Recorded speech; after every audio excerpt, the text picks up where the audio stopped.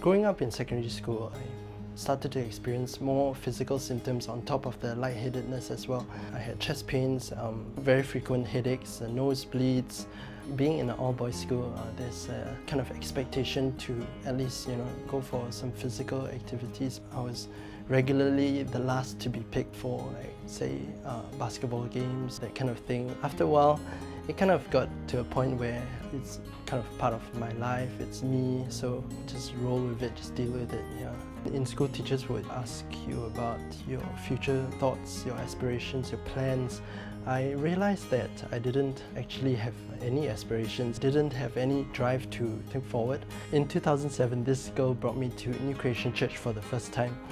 Actually, when we first dated, we didn't know. His stamina is not on par with people of his age. And I noticed he had too frequent nose bleeding and his headaches were really intense.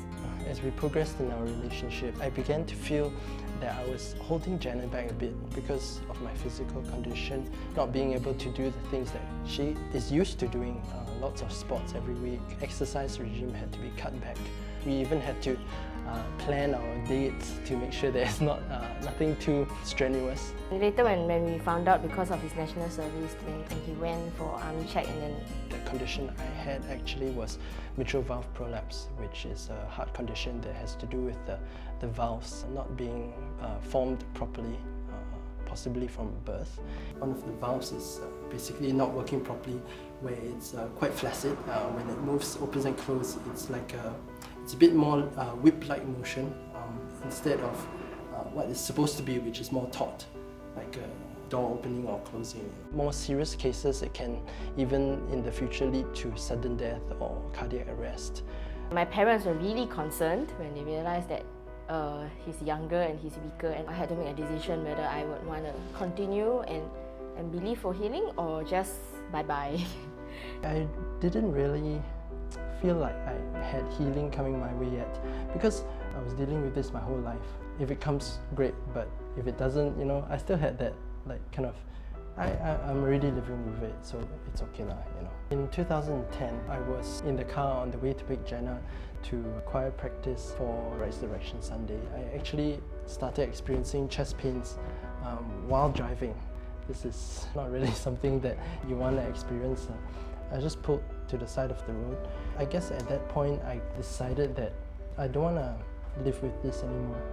I was in the car just putting the Resurrection Sundays practice songs on loop, and one of the songs is called This Blood. I just sang them and allowed it to minister to me. As I was singing the songs, the lyrics, this blood can save your soul, heal the sick, mend your heart. I felt a warm, trickling sensation down my back. The pain just gently went away. I guess I was quite skeptical at the time. I didn't think that it was a healing, but okay, it's just kind of gone. So I just drove off and went to meet Jenna. We went to verify it with a doctor and we did the proper scans. And the difference is visible between the before and after shots of the scan of my heart. To be able to see this difference physically in front of your own eyes, it's like a kind of confirmation of the healing, especially when the doctor that we saw before said that it's an uncurable condition.